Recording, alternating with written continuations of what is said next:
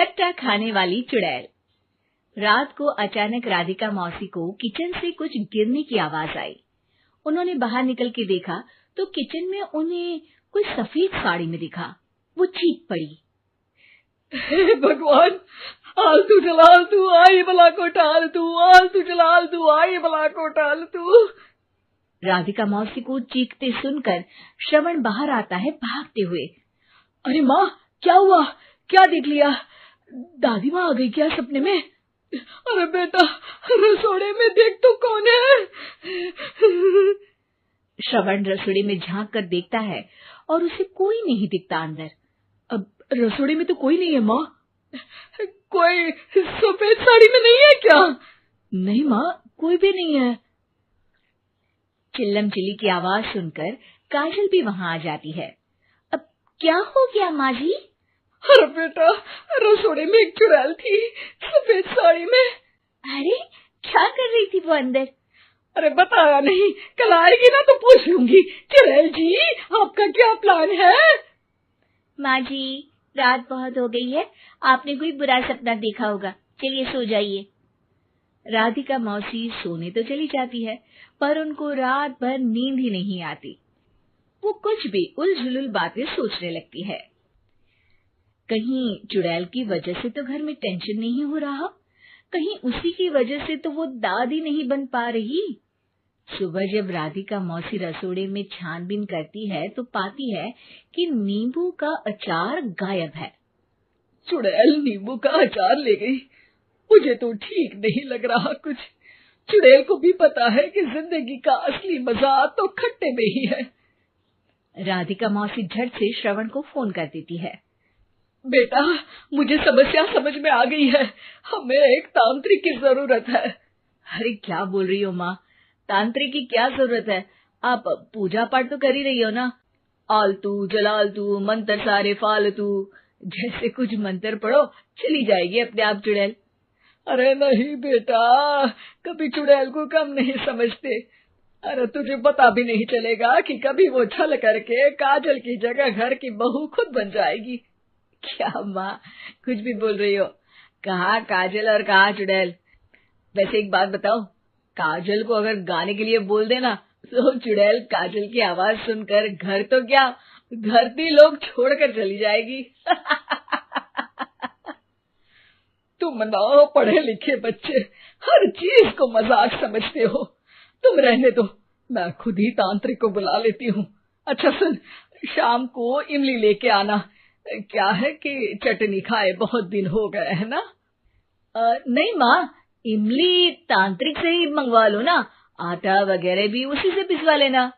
देखो मुझे काम करना है। श्रवण रात को कई तरह की सब्जियों के साथ माँ के कहने पे चटनी के लिए इमली भी ले आया था, लेकिन राधिका मौसी के दिमाग में अलग ही फिल्म चल रही थी।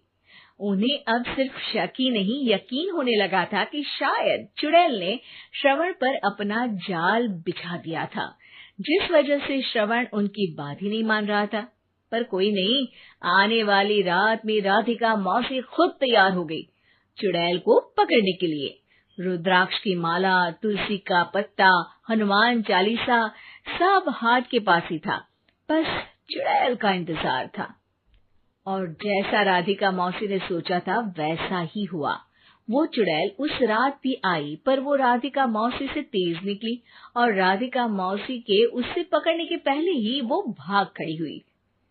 जरूर बहू पे साया है उस चुड़ैल का, तभी तो श्रवण के कमरे में गई है। और अगली सुबह राधिका मौसी पिछली रात हुए हमले में किन चीजों का नुकसान हुआ उसका हिसाब लगा रही थी। उनके खेमे से एक आम के अचार की शीशी भी गायब हो चुकी थी और वो इमली भी जो कल श्रवण लेकर आया था। राधिका मौसी इस बारे में सोच ही रही थी कि श्रवण जल्दी से रसोड़े में आकर दवाइयों की पोटली ढूंढने लगता है। अरे बेटा, क्या हो गया? अब माँ, वो काजल की तबीयत खराब है, बहुत घबराहट हो रही है उसे। हे भगवान, मैंने पहले ही कहा था कि तांत्रिक को बुला लेते हैं, पर नहीं। अब देखो, उस चुड़ैल ने काजल को अपने वश में करना शुरू भी कर दिया है। हालांकि श्रवण भूतों में विश्वास नहीं करता था, पर अब वो भी डर जाता है और राजी हो जाता है एक तांत्रिक को बुलाने के लिए। कुछ ही घंटों में तांत्रिक आ जाते हैं और राधिका मौसी तांत्रिक जी को सब बता देती है। घोर संकट, घनघोर संकट, चुड़ैल को मारू जोर चाकट, ओम भट स्वाहा खटखटे आहा। अरे ये क्या मंत्र है? मेरे खुद के ओरिजिनल मंत्र है, कल रात को ही लिखे हैं, अच्छे लगे तो दाद चाहूंगा। एक और मंत्र सुनो, अर्ज किया है आब्राकडाब्रा, दिल्ली बम्बई आगरा, चंदा मामा सोवरले सुरन मामू जारा। ये मंत्र है? अरे कोई 40 वालीसा पढ़ो ना। वक्त कम है, 40 नहीं पड़ेंगे, 20-25 में काम चलाना पड़ेगा। अलग निरंजन जाके लंदन, मुफ्त का मंजान घिस मेरे नंदन। अरे जल्दी करो तांत्रिक जी, जल्दी करो। तांत्रिक अपने उल झलूल मंत्र पढ़ने लगता है। श्रवण को तांत्रिक पे शक होता है। वो अपने एक डॉक्टर दोस्त को कॉल कर देता है ताकि कोई अनहोनी हो तो इमरजेंसी में चीजें मैनेज हो जाए। तांत्रिक धुनी रमाता है, जिसकी वजह से कमरे में काफी धुआं हो जाता है और जिसकी वजह से बहू की घबराहट बढ़ जाती है। अब भागेगी चुड़ैल। हाँ। बहू खांसते हुए धुएं से बचने के लिए बाहर चली जाती है। अरे भाग रही है, भाग रही है। पीछे पीछे श्रवण भी जाता है। बहू एक सोफे पर बैठ जाती है। तभी डॉक्टर दोस्त आ जाते हैं और श्रवण को पानी लाने के लिए कहते हैं। थोड़े चेकअप के बाद डॉक्टर कहते हैं, मेरे हिसाब से जाप का काम पूरा हो गया है। क्या मतलब? अरे कुछ भी नहीं माँ, कोई चुड़ैल नहीं है, खुशखबरी है, अब दादी बनने वाली है। मगर वो सब अचार के डब्बे। श्रवण दोनों अचार के डब्बे अपनी माँ को दिखाता है, जो कि उनके बिस्तर के नीचे छुपे हुए थे।